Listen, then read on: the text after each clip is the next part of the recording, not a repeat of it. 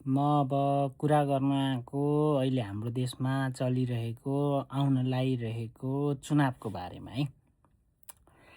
अब अलिकति मान्यकाहरू होइन, मान्यका हाम्रा नेताहरू थिए होइन। एउटा बालेन जसको आशमा त्यत्रो भयो, आन्दोलन भयो, त्यत्रो मृत्यु पनि भयो होइन। अनि त्यहाँबाट हाम्रो रवि लामिछाने जुन मुद्दा केसमा चलिरहेका थिए, छुटेका छन्, त्यो पनि राम्रो उनले गर्न खोजेका छन् होइन। केही गर्छन् भन्ने आश छ, बालेनबाट पनि केही आश छ, दुईजना जुट्यो। अनि अर्को तेस्रो व्यक्ति जसबाट मैले आश राखेको थिएँ एकदम होइन, मिल्यो भने एकजुट भयो भने राम्रो हुन्छ भन्ने धेरै आश राखेको चाहिँ हाम्रो कुलमान घिसिङज्यू है। कुलमान घिसिङज्यू पनि एउटै पार्टीमा गाँसिए भन्ने कुरा सुन्दा धेरै खुसी लागेको थियो।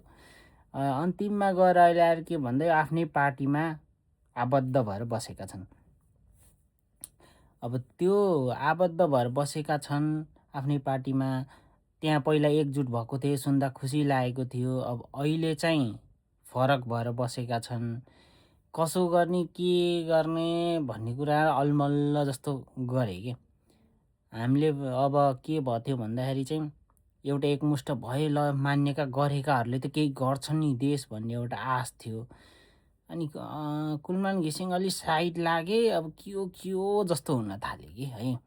अब यसले के हुने हो थाहा छैन, देश कहाँतिर पुग्ने हो थाहा छैन, चुनाव के हुने हो थाहा छैन होइन। त राम्रा मान्छेहरू एकजुट भइदिए अति उत्तम हुन्थ्यो भन्ने सोच चाहिँ लाग्छ कि देश अलिकति बन्थ्यो कि भन्ने लाग्छ। तर के गर्नु, छुट्टै छन्, अब के हुन्छ हेर्दै जाउँ है त साथीभाइहरू।